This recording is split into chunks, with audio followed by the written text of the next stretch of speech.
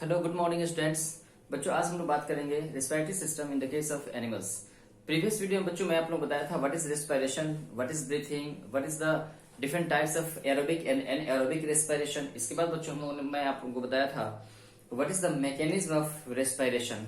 इसके बाद बच्चों को बताया था ग्लूकोज का जो स्प्लिटिंग होता है अलग अलग केसेस में, जिसमें इन the case of yeast in the absence of oxygen anaerobic respiration conditions में। दूसरा मैं बताया था इन the case of anaerobic respiration in the case of muscle cells of animals. इसके बाद मैं बात किया था तीसरा इन the case of mitochondria aerobic respiration case में। ओके, तो बच्चों इसके बारे में मैंने पिछले क्लास में डिस्कस किया था और मैं आप लोगों को बताया था कि कैसे ग्लूकोज सबसे पहले फर्स्ट ऑफ ऑल जो पहला जो स्टेप होता है वो साइटोप्लाज्म के अंदर कैसे वो पायरुवेट्स में कन्वर्ट होता है 3 कार्बन मॉलिक्यूल्स में। इसके बाद फिर वह माइटोकॉन्ड्रिया के अंदर वह H2O plus CO2 plus energy की कंडीशन में एरोबिक रेस्पिरेशन कंडीशन में वो स्प्लिटिंग होता है, वो टूटता है, एनर्जी देता है। बच्चों आज हम लोग बात करेंगे कि what is the respiratory system in the case of different animals. Okay, तो specially you have to study about the human respiratory system, but also you have to study about the other animals, different animals, what are the different organs involved in the respiratory system among the different organisms। तो बच्चों इसके बारे में हम लोग बात करेंगे सबसे पहले बिफोर स्टार्टिंग दिस लेक्चर कि डिफरेंट एनिमल्स कैसे रेस्पिरेशन करते हैं। फर्स्टली हम लोग बात करते हैं कि बच्चों रेस्पिरेटरी सिस्टम का एक फेज होता है। There are 2 types of phases, one is the external phases and second is the internal phases. सबसे पहले इसके बारे में बच्चों आप लोग जान लें। तो बच्चों हम लोग बात करेंगे सबसे पहले एक्सटर्नल फेज और इंटरनल फेज, ये है क्या। पहला चीज बच्चों में आप लोग जानेंगे कि देखिए एक्सटर्नल फेज में क्या होता है कि uptake of oxygen from the surrounding and elimination of carbon dioxide in that medium. और बच्चों मीडियम क्या होगा, जनरली मीडियम 2 मीडियम होगा, या तो एयर होगा या तो फिर वाटर होगा, 2 ही कंडीशन होगा। अगर एयर में होगा तो एयर में CO2 का एलिमिनेशन होगा, और अगर वह एनिमल्स अगर वाटर बॉडीज में पानी के अंदर अगर है तो CO2 का जो एलिमिनेशन होगा उस मीडियम में वाटर में एलिमिनेशन होगा। इसीलिए क्लियरली बच्चों मैं इसको लिख दिया हूं क्लियरली कि optic of oxygen from the surrounding, वह एनिमल्स जहां पे है उसके सराउंडिंग से लेगा, and elimination of CO2, oxygen को लेगा तो फिर CO2 को रिलीज करेगा in that medium. Secondary exchange of gases takes place by diffusion process. ये जो गैस का जो एक्सचेंजेशन ऑक्सीजन और कार्बन डाइऑक्साइड का जो एक्सचेंजेशन होगा बच्चों वो कैसे होगा, वो एक डिफ्यूजन प्रोसेस के द्वारा होगा। डिफ्यूजन और ऑस्मोसिस के बारे में ऑलरेडी मैं 9th क्लास में आप लोगों ने पढ़ा होगा। Specially in the case of gaseous exchanges we use the diffusion word, and in the case of specially liquid exchangation या liquid higher concentration to lower concentration, उसके लिए हम लोग इस्तेमाल करते हैं osmosis. Okay, specially in the case of we can say root system, जो absorbing of water from the roots होता है। इसके बाद बच्चों हम बात करेंगे डिफ्यूजन जो होता है, diffusion occur through body surface, we can say the respiratory surface. Diffusion process जो बच्चों होता है, एक्सचेंजेशन ऑफ गैसेस ऑक्सीजन और कार्बन डाइऑक्साइड का जो एक्सचेंजेशन होता है वो कैसे होता है, एक्सटर्नल अगर होगा तो बॉडी के सरफेस के द्वारा होगा जनरली, इसलिए मैं इसको लिख दिया हूं कि diffusion occur through the body surface है we can see the respiratory surface, हमेशा वहां पे एक्सचेंजेशन होता है। इसके बाद बच्चों हम बात करेंगे does not produce any types of energy. External जो रेस्पिरेशन होता है बच्चों, एक्सटर्नल रेस्पिरेशन में किसी भी तरह का एनर्जी का जो प्रोडक्शन, एनर्जी का प्रोड्यूस नहीं होता है। लेकिन जस्ट बच्चों इसके दूसरी तरफ हम बात करेंगे internal respiration. Internal respiration means what बच्चों, इंटरनल रेस्पिरेशन का मतलब होता है कि uptake of oxygen by the cells, या सेल्स, ये आउटर सरफेस के बारे में बात नहीं है, इनसाइड द बॉडी के बारे में बात हो रही है कि बॉडी के अंदर बच्चों जो सेल्स होता है वो सेल जो ऑक्सीजन लेता है, ऑक्सीजन लेने के बाद आपको पता है कि वो जो फूड का ऑक्सीडेशन करता है वो सब सेल्स के अंदर होता है। तो बच्चों हम लोग पहला मैं पॉइंट लिखा हूं uptake of oxygen by the cells. दूसरा पॉइंट बच्चों इसका होगा oxidation of food inside the cells. Oxygen जब अंदर चला जाएगा सेल्स के अंदर इंटरनल में तो फिर वहां पे फूड का ऑक्सीडेशन होगा, स्पेशली ग्लूकोज का। इसके बाद बच्चों क्या होगा, जब यहाँ पे क्या होगा कि release of carbon dioxide which eliminate from the body, वहां पे क्या होगा, जाहिर सी बात है बच्चों सेल्स के अंदर इंटरनल ऑफ द सेल्स जब इंटरनल रिस्पायरेशन बच्चों वहां पे होगा तो वहां पे ऑक्सीजन का ग्लूकोज का जब स्प्लिटिंग होगा ऑक्सीजन के प्रेजेंट में तो बच्चों वहां पे H2O और CO2 भी तो बनता है ना, तो वह CO2 because CO2 is the harmful gases for our body and also of the other animals. तो उस CO2 का बॉडी से बाहर एलिमिनेट होना बहुत ही जरूरी होता है। इसलिए बच्चों मैं यहाँ पे लिख दिया release of carbon dioxide which eliminate from the cells या we can say from the body. Next बच्चों मैं लिखा हूं कि during this process produce energy. इसमें तो किसी भी तरह का एनर्जी का प्रोडक्शन नहीं होता है, लेकिन वहां पे तो बच्चों आपको मालूम है कि वहां पे क्या होता है कि एनर्जी का प्रोडक्शन, एनर्जी प्रोड्यूस होता है, specially in the case of adenosine triphosphate. Okay, तो बच्चों ये था आप लोगों का रेस्पिरेशन, जो रेस्पिरेटरी सिस्टम होता है उसके फेज था। अब मैं डिस्कस करने जा रहा हूं कि डिफरेंट डिफरेंट एनिमल्स में जो रेस्पिरेटरी जो ऑर्गन्स होते हैं वो क्या होते हैं।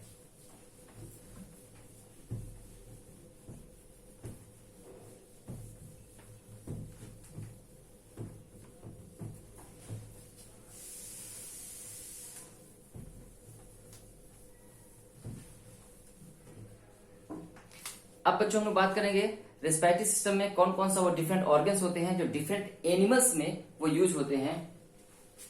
तो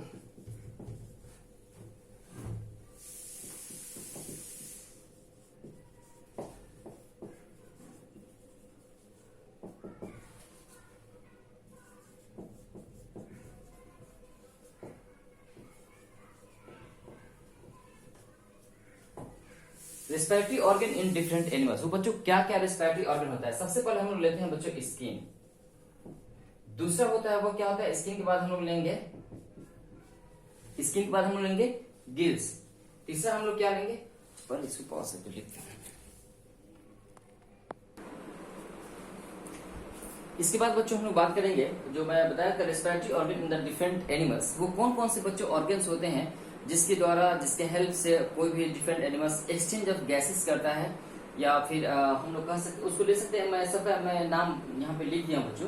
फर्स्टली हम लोग लेंगे स्किन हो गया, इसके बाद हम लोग का बॉडी सरफेस हो गया, गिल्स हो गया, ट्रैकिया हो गया और लंग्स हो गया। ये बच्चों 5 रेस्पिरेटरी ऑर्गन होते हैं, या हम लोग कह सकते हैं कि रेस्पिरेटरी सरफेस भी हम लोग कह सकते हैं। फर्स्टली हम लोग बात करेंगे स्किन। स्किन के बारे में बच्चों क्या है कि अर्थवर्म, लीच हो गया या फ्रॉग हो गया। ये क्या होता है कि जैसे मैं फ्रॉग के बारे में जो हम लोग लेंगे, फ्रॉग हम लोग एम्फीबिया, वो दोनों कंडीशंस में करता है, उसके बारे में डिस्कस करूंगा।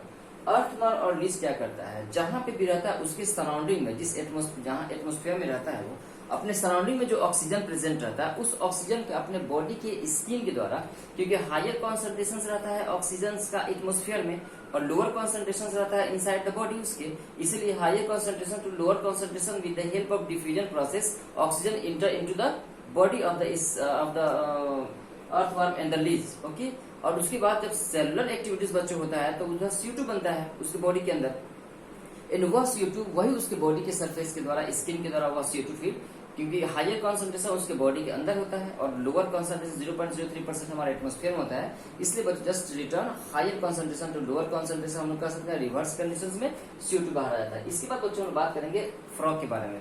फ्रॉग बच्चों ऐसा है कि देखिए, फ्रॉग अगर वाटर बॉडीज में है, अगर पानी के अंदर है, तो वो स्किन के द्वारा जो वाटर बॉडीज के अंदर जो डिजर्व ऑक्सीजन होता है उसके द्वारा वो सांस लेता है, वो उसके द्वारा वो एक्सचेंजेशन करता है गैस का, ऑक्सीजन का, कार्बन डाइऑक्साइड का। इसके बाद उसके बॉडी के अंदर जब सेलुलर एक्टिविटीज होता है, जो CO2 होता है, वो CO2 उसी के स्किन के द्वारा फिर वाटर में चलाता है, फिर वाटर बॉडी से वो बाहर आ जाता है CO2। तो ये कंडीशंस होता है, इसलिए इसको हम लोग बोलते हैं बच्चों एम्फीबिया। एम्फीबिया के अंदर हम लोग रखते हैं नॉट ओनली फ्रॉग, सैलामेंडर और भी कुछ अदर एनिमल्स है जो कि एम्फीबियन कंडीशन में वो रेस्पिरेटरी सिस्टम में परफॉर्म करते हैं। इसके बाद बच्चों हम बात करते हैं बॉडी सरफेस। बॉडी सरफेस जैसे में एमीबा और पैरामीशियम होता है। एमीबा और पैरामीशियम का आप लोग स्ट्रक्चर बच्चों देखेंगे 9th क्लास में आप लोगों ने देखा होगा कि इसमें उसका जो बॉडी का जो एक्सटर्नल जो सरफेस होता है उस मेम्ब्रेन के द्वारा ऑक्सीजन बॉडी के अंदर जाता है और CO2 बॉडी से बाहर चला आता है। ओके, तो ये होता है, हम लोग सिंपली 2 चीज मैं एग्जांपल यहाँ पे ले लिया हूँ। इसके बाद बच्चों हम लोग बात करेंगे गिल्स के बारे में।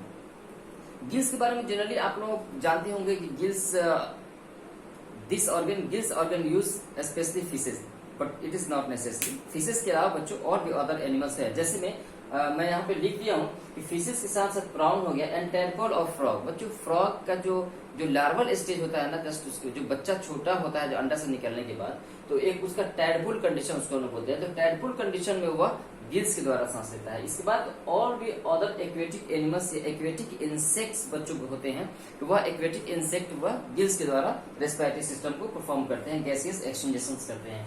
इसके बाद बच्चों मैं बात कर लूंगा ट्रैकिया के बारे में। ट्रैकिया के बारे में बच्चों आपको मालूम है कि ट्रैकिया हमारे बॉडी के अंदर भी होता है, जिसको हम लोग विंड पाइप के नाम से जानते हैं। लेकिन बच्चों जो ट्रैकिया जो होता है वो जनरली जितने भी तरह के जो इंसेक्ट्स होते हैं, सारे इंसेक्ट्स के बॉडी में ट्रैकिया प्रेजेंट रहता है। यह होता है रेस्पिरेटरी साइट्स होता है ये। और ट्रैकिया के बाद बच्चों और जो पतला, ट्रैकिया से पतला होता है ट्रैकियोल्स। ओके, और वह ट्रैकियोल से बॉडी एक एक सेल से, जो भी इंसेक्ट के जो बॉडी के जो सेल्स होते हैं, सारे सेल्स के पास वो गए रहते हैं और वहां पे गैसेस एक्सटेंशन करते हैं। तो बच्चों ट्रैकिया के बारे में लिख जाऊं कि इन इंसेक्ट स्पेशली ग्रास होकर हो गया, फिर इसका कॉकरोच हो गया, हाउस फ्लाई हो गया और भी अदर इंसेक्ट्स हो गए।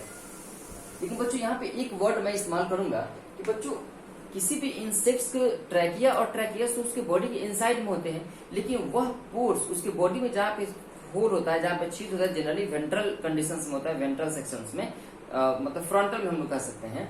तो वहां पे बच्चों एक वर्ड होता है, उसको बोलते हैं स्पाइरकिल्स। ये हम लोग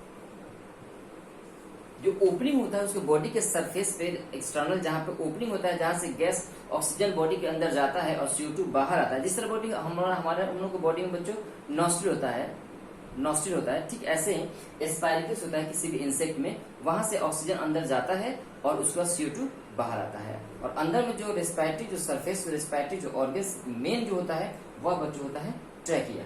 इसके बाद बच्चों को बात करेंगे लंग्स के बारे में। लंग्स के बारे में बच्चों जो हायर एनिमल्स जो होते हैं, जो हायर खासकर जो वर्टिब्रेट्स होते हैं, वो सब के अंदर लंग्स के द्वारा रेस्पिरेटरी सिस्टम होता है। स्पेशली हम लोग बात करेंगे किसी भी रेप्टाइल्स के बारे में। कोई भी रेप्टाइल्स होता है लंग्स का यूज करता है, कोई भी बर्ड्स होता है वो भी लंग्स का इस्तेमाल करता है। इस कोई भी जो मैमल्स होता है, ऑलमोस्ट सारे मैमल्स लंग्स का इस्तेमाल करते हैं रेस्पिरेटरी सिस्टम के लिए। ओके, तो बच्चों ये था हम लोगों का different respiratory organ among the different living organisms. Okay, इसके बाद बच्चों हम लोग बात करेंगे specially now we are going to discuss about the only human respiratory system. Okay,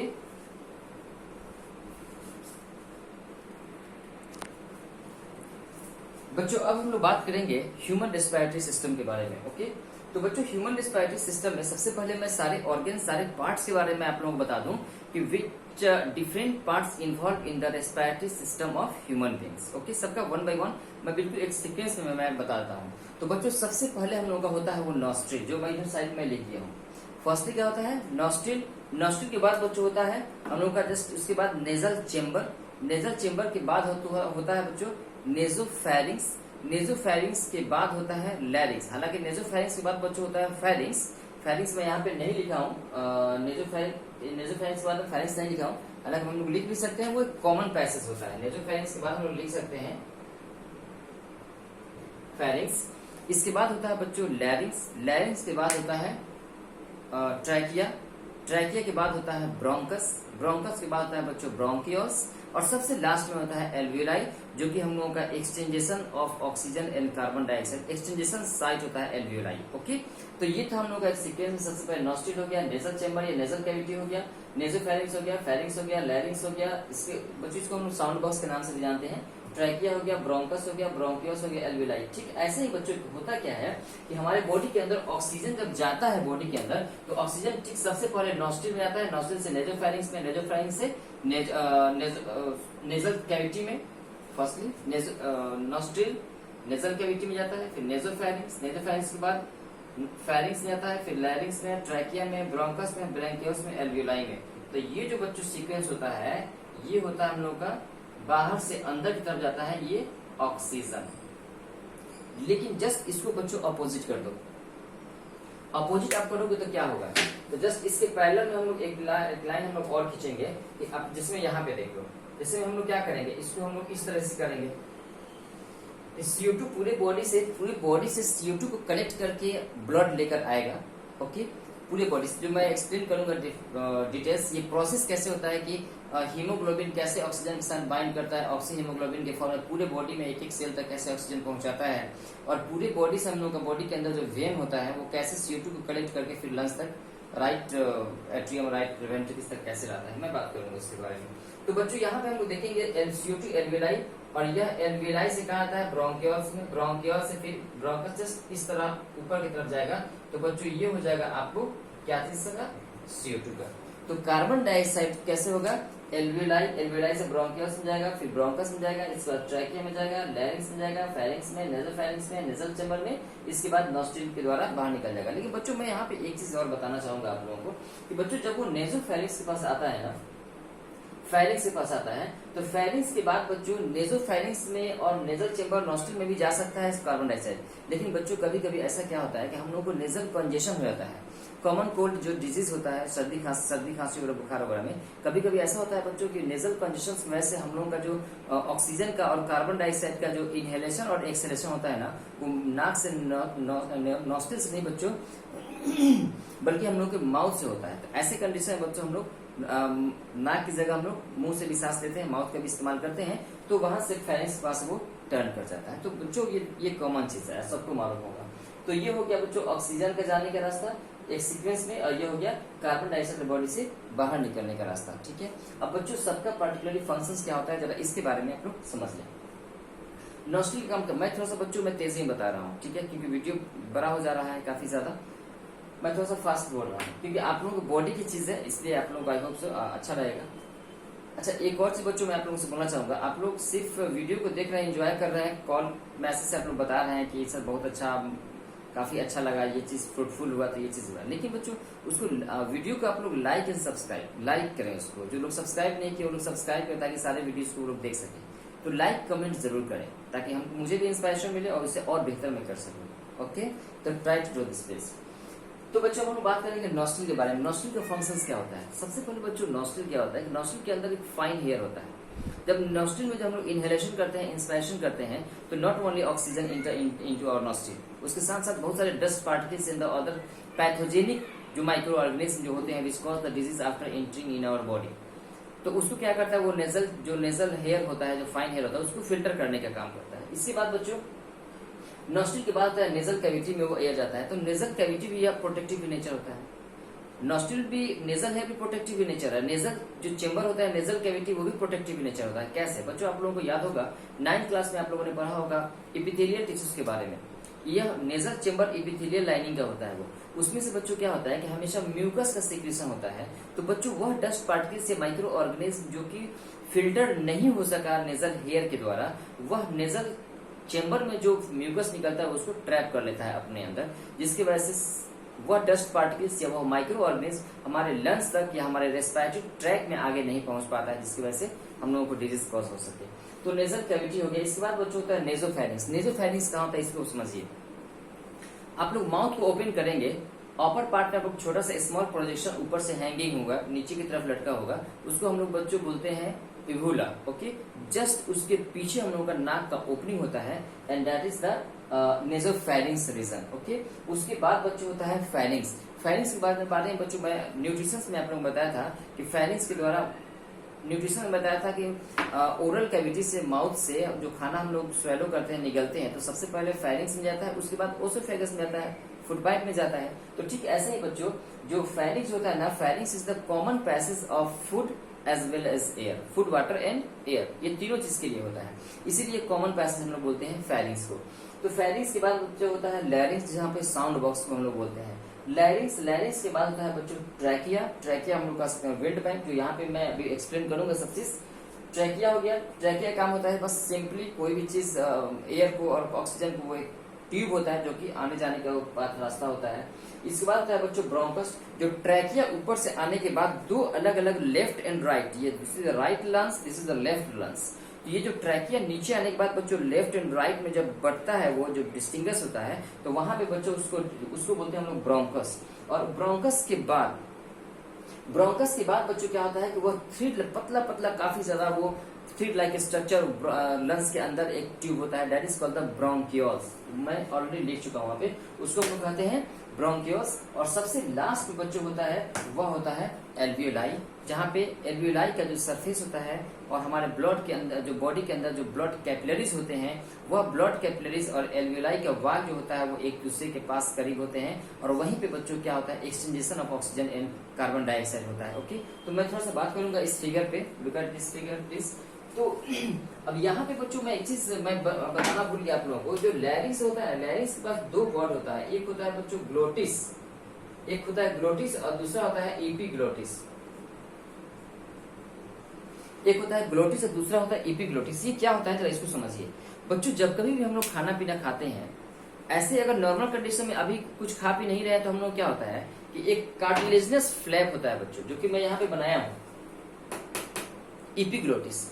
हमारे ट्रैकिया के ऊपर जो सबसे अपर पार्ट जो होता है उसको बोलते हैं ग्लोटिस, और उस ग्लोटिस के ऊपर बच्चों एक होता है कार्टिलेजिनस फ्लैप जिसको बोलते हैं epiglottis. Whenever after mastication of food particles we swallow of the food particles, या वी ड्रिंक वाटर, जब पानी पीते हैं या खाना पीना हम लोग जो स्वैलो निगलते हैं, तो एपिग्लोटिस बच्चों क्या करता है कि ग्लोटिस को या we can say the trachea को वो कवर अप कर लेता है। तो ट्रैकिया को जब कवर अप कर लेगा तो फूड पार्टिकल्स या वाटर हमारे ट्रैकिया के अंदर नहीं जाएगा, हमारे रेस्पिरेटरी ट्रैक में नहीं जाएगा। नहीं तो बच्चों आपको मालूम है कि रेस्पिरेटरी ट्रैक में बच्चों एक चावल का दाना भी अगर चला गया तो वो डाइजेस्ट नहीं होगा, पूरे लंग्स में हम लोग का इन्फ्लामेशन हो जाएगा, सूजन की वजह से हम लोग का पानी हो जाएगा, इन्फेक्शन हो जाएगा। क्योंकि because there is no any types of enzymes present in our respiratory track for the digestion of any food particles. कोई एंजाइम्स वहां पे नहीं रहता है, इसीलिए बच्चों पूरे लंग्स में हम लोगों का इन्फ्लामेशन सूजन हो जाएगा। ओके, तो ये एपिग्लोटिस और ग्लोटिस का फंक्शंस हो गया वो, ठीक है। जब कभी बच्चों खाना खाते हैं तो एपिग्लोटिस कवर अप कर लेता है। ओके, इसके बाद बच्चों हम लोग बात करेंगे सबके वन बाई वन। अब नेक्स्ट जो बच्चों वीडियो होगा, मैं इतना ही कि वीडियो का लेंथ काफी ज्यादा हो गया, मैं समझ रहा हूँ, मुझे लगता है कि 25 मिनट से ज्यादा हो गया। खैर, इसके बाद ये हो गया हम लोग का ह्यूमन रिस्पिरेशन में इतना, लेकिन थोड़ा और मैं एक्सप्लेन करूंगा नेक्स्ट वीडियो में, या फिर डिटेल्स में बच्चों मैं बताऊंगा एक वीडियो में आप लोगों को रेस्पिरेटरी सिस्टम में मैं और बताऊंगा आप लोगों को, ठीक है। और बस आज का क्लास आज का मैं इतना ही रहने देता हूँ। नेक्स्ट के लिए दो से 3 दिन आप लोग वेट करेंगे, फिर मैं, क्योंकि बच्चों 9th का ही बनाना है, 11th और 12th सारे चीज का बनाना है, इसीलिए थोड़ा सा मुझे वक्त की कमी है। तो आई होप सो आप लोगों को डेफिनेटली अच्छा लगेगा, ठीक है। और इसके बाद नेक्स्ट क्लास के लिए हम लोग नेक्स्ट वीडियो के लिए आफ्टर 2 days प्लीज, ओके। इसको आप लोग लिख सकते हैं, लिखिए, और वेट फॉर नेक्स्ट वीडियो। और प्लीज मैं फिर से बोलूंगा, आप लोग लाइक जरूर करें वीडियोस को, ओके, लाइक सब्सक्राइब जरूर करें और दोस्तों में शेयर करें, ताकि इस लॉकडाउन में सब लोग इसका फायदा उठा सकें। Okay, good luck for all.